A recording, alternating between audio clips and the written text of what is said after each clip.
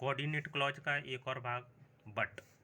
But का मतलब क्या होता है? लेकिन, किंतु, परंतु। बट का मतलब ये होता है लेकिन, किंतु, परंतु। इसका प्रयोग हम देखो, इसका प्रयोग हमेशा दो वाक्यों के बीच में होता है। यह परस्पर दो विरोधाभासी वाक्यों को जोड़ता है। तो कैसे वाक्यों को जोड़ता है? जिसमें विरोध हो रहा है। जैसे एग्जाम्पल देखा जाए, ही वर्क हार्ड, पहला एग्जाम्पल होगा। दूसरा, ही फेल्ड द एग्जाम, जैसे कि उसने कठिन परिश्रम किया और क्या हो गया? फेल हो गया। तो ये कैसा हो गया?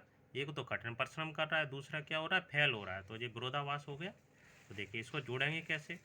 ही work hard but fail the exam, इस तरह जोड़ देंगे। ये एग्जाम में बहुत अच्छे तरीके से आते हैं। तो देखो एक अगला example, she is a poor, she is a happy. तो देखो वह गरीब है और वह कैसी है? खुश है। तो ये विरोधाभास हो गया। तो देखो इसको कैसे जोड़ेंगे?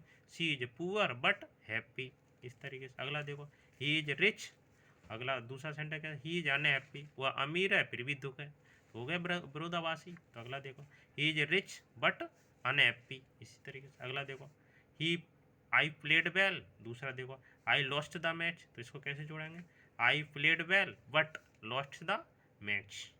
अगला देखो, रोहन इज स्ट्रिक, दूसरा रोहन इज काइंड। तो दोनों कैसे जोड़ेंगे? ये दोनों समान है। तो Rohan is strict but kind. तो आपको ये अच्छे तरीके से समझ में आ गया होगा।